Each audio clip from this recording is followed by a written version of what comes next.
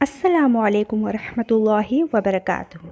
آج میں آپ لوگوں کے ساتھ ایک بہت زیادہ اچھا وظیفہ شیئر کروں گی جو کہ قرض کے لیے ہے۔ آج کل کتنی مہنگائی بڑھ گئی ہے اور قرض آج کل ہر دوسرے بندے پر چڑھا ہوا ہے، اور ذرائع تو ہے نہیں، تو مشکل سے جو لوگ ہیں وہ قرض ایک دوسرے کا ادا کر رہے ہیں۔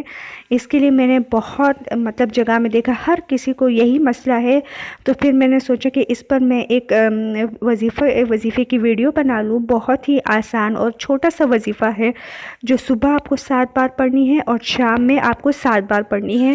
صبح اور شام 7 بار اس کو ضرور پڑھیے گا۔ پہلے درود شریف اور آخر میں درود شریف آپ کو پڑھنی ہے، اور اس کے بیچ میں وہ دعا کرنی ہے۔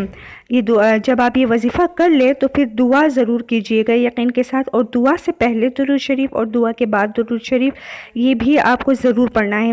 درود شریف دعا کے لیے بہت ہی بہتر ہوتی ہے۔ پھر جب آپ دعا کریں تو آپ یقین کے ساتھ کیجیے گا، ذرائع کیسے ملتے ہیں آپ کو، کیسے آپ کی طرف ذرائع بنتے ہیں، آپ خود حیران ہو جائیں گے۔ چھوٹا سا وظیفہ، بہت ہی آسان وظیفہ ہے۔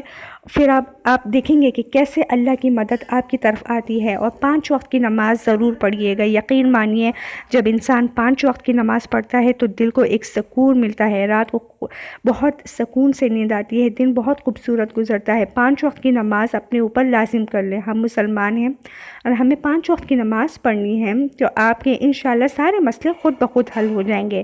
لیکن یہاں پر قرض کے لیے جو وظیفہ ہے وہ ابھی تھوڑی ہی دیر میں آپ کی اسکرین پر شو ہو جائے گا۔ چھوٹا سا وظیفہ ہے، یہاں پر میں نے آپ کو طریقہ بتا دیا ہے کرنے کا۔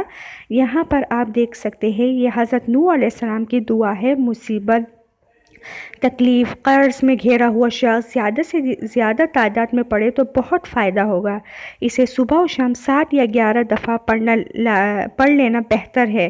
پھر آپ کمنٹس میں مجھے خود بتائیں گے۔ آپ اس کا ترجمہ بھی دیکھ سکتے ہیں، کتنا خوبصورت ترجمہ ہے۔ السلام علیکم ورحمۃ اللہ وبرکاتہ۔